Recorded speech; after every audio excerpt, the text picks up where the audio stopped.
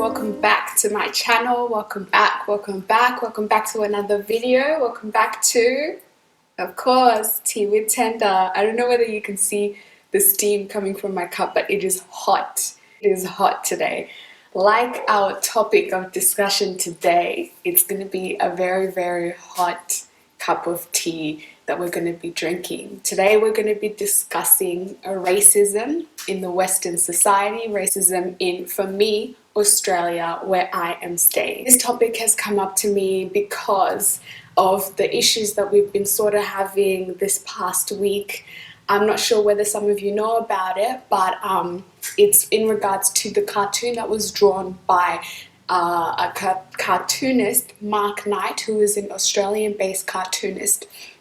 And he drew a picture, I'm going to put the picture up on here. He drew a picture of Serena Williams after what had happened to her last game that she played. And he drew a picture of her pretty much chucking a nana, having a hissy fit, and the major issue with the image is that it looks so racist. She looks more like a gorilla than she does even herself, with which Serena Williams is a beautiful, beautiful athlete. Her body is amazing. She's been gifted by God, and it's a bit demeaning to reduce her to look like a gorilla with this very, very masculine facial features. Her lips are like 7 million times the size that they actually are. The cartoon resembles something more of like the Jim Crow aspect of things than it does anything else, and there's been a lot of backlash. So this is the sort of society that I'm growing up in, and a few other people, my friends, my family, my parents. I just want to discuss with you guys a few things that I myself have encountered growing up, and I'm just pinpointing a few things in my life that I have gone through living in Australia, and some of the discrimination, some of the racism that I've encountered. And I will admit that Australia has gotten so much better, but there's still the little things that are like, oh, you know, you just kind of deal with it. You just go with the flow. Because if you sit down every single day and you're like, oh, someone called me this on the bus, someone moved away on the footpath when I was walking, oh, this lady moved her hand when I went to this man, he didn't touch my hand when he gave me the coin, he just dropped the coin on my hand. You will begin to harbor bitterness, and you won't like being out in the world. You won't be able to be out in the world, because Australia still has a little bit of a way to go for us to realize that racism isn't just about the big get on the bus anymore. It's the little things as well. Racism can be in a cartoon as well as it can be someone yelling at a little Asian girl on the train, calling her names and whatnot. There's still racism. For me, there's a few experiences that I can pinpoint that to this day I remember them, and they're pivotal points in my life. One, I remember after being at school for a little bit, I came home crying to my mother, like bawling my eyes out, crying to my mother, because I was being bullied at school, because I was one of the only black people in the school. I remember I came home crying because I was being bullied. And my mom said to me, no, Tatenda, don't let them get to you, Tatenda. Pick yourself up, put yourself together, you can do this. Don't let them get to you. And she gave me some tough love. She gave me that tough love. And from that day, I started to realize that that's the way that it is, that I'm a minority here. And, you know, there are other people who are the majority, and sometimes the majority aren't the nicest people. There are more sort of in-your-face situations where I remember I was walking back from school in my school uniform with my backpack, walking home from school as a little kid. Maybe I was probably 16 or 15 or something, and I was walking home and I see this man sort of walking in the, like I was going this way, he was going this way, and then I'm like, you know, when your intuition sort of tells you, and like the Holy Spirit is like, that was me. I was like, this guy, this man, he was smoking his cigarette and whatnot. And then he starts yelling at the top of his lungs, White Australia policy. And I was like, what? I didn't hear it. I wasn't hearing, and then he's like, white Australia policy, white Australia policy, and he keeps getting louder and like more like aggressive, and he starts walking faster towards me. I ran for my life. I was like, I am not dying today. I ran because what else could I do? He was a grown-ass man and he seemed to want to come have a conversation with me regarding white Australia policy. I didn't really want to have that conversation with him at 15 years old coming home from school. So, you know, it's things like that. There are multiple times where I've had like things happening to, I cried at work at my first job because this lady harassed me. Like, she was yelling at me after I served her. She's like, I can't hear you, I can't hear your accent, I can't hear, oh, can I get someone else to speak to me, oh, you're stupid, oh, and she was swearing and whatnot. And for me, I stayed quiet and I tried to stay calm, but I couldn't. And my manager, Tara, oh, I love her to this day. She was like a mother to me. My manager, she came up to me and she's like, go to the back. And she put me aside and she went to her and she started yelling at her. She's like, how dare you yell at a child? What is wrong with you? How dare you? Get out of my store. Get out of my store. And she took her money and she like took her money out of the till, gave her money back, and she's like, get out of my store. Don't ever come back into my store. So it's like things like that that are like, oh, you know, as a child, I was, oh my God, well, as a child experiencing something like that. Anyway, I had to take a break.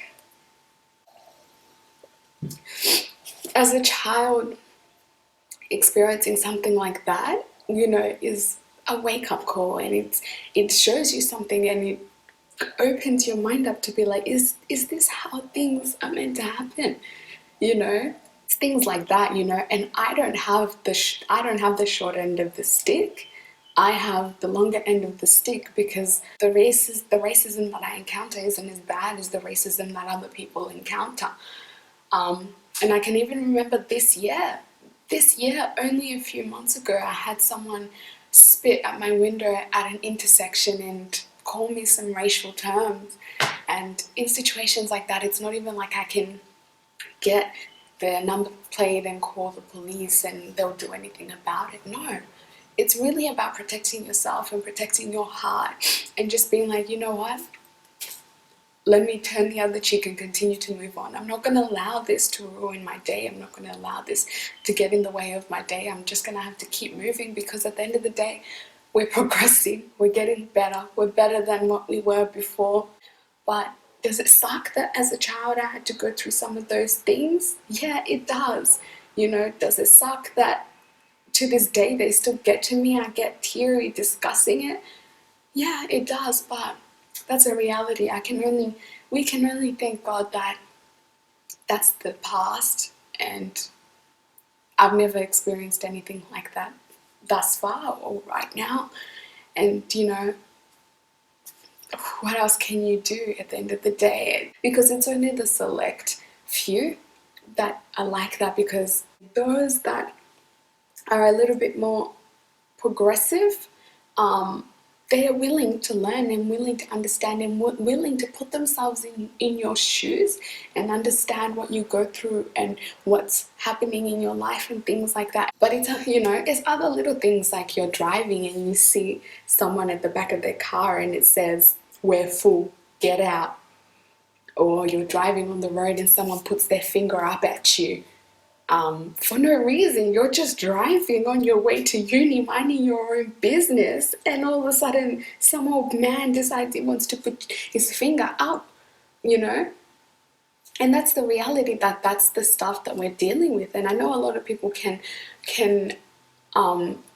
relate to the things that I'm discussing. Maybe not the experiences that I've encountered, but they're just a few that I remember. There are other things that I've encountered in my life before. And I've also noticed that it depends on where you're from, whether the racism comes.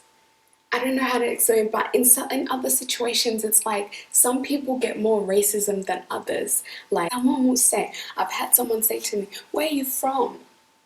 "Oh, I'm from here, I'm from Zimbabwe." oh, that's good. I thought you were from this country because those people from these countries, no, they need to go. I like you, your type of African. I've never had issues with your people. So it's things like that where it's like, ah,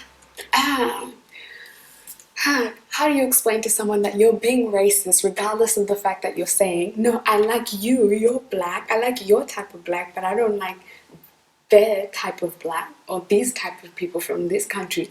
They can go, but you can stay. You know, it's a bit like, it's things like that. It's regardless. There are the select few. There is only a small minority of people that you encounter in the world that are racist, that, you know, discriminate against you and things like that. But majority of Melbourne, where I stay, I can only speak for where I stay because that's what I've encountered. Majority of the people are amazing people. They are very much aware of their surroundings and that, you know, they live in a multicultural society. That's what I love. To wrap everything up, bringing it back to where we started this from, the Mark Knight image. Based on everything that I have been through living here, based on things that I have encountered, based on little things that I have seen, am I surprised?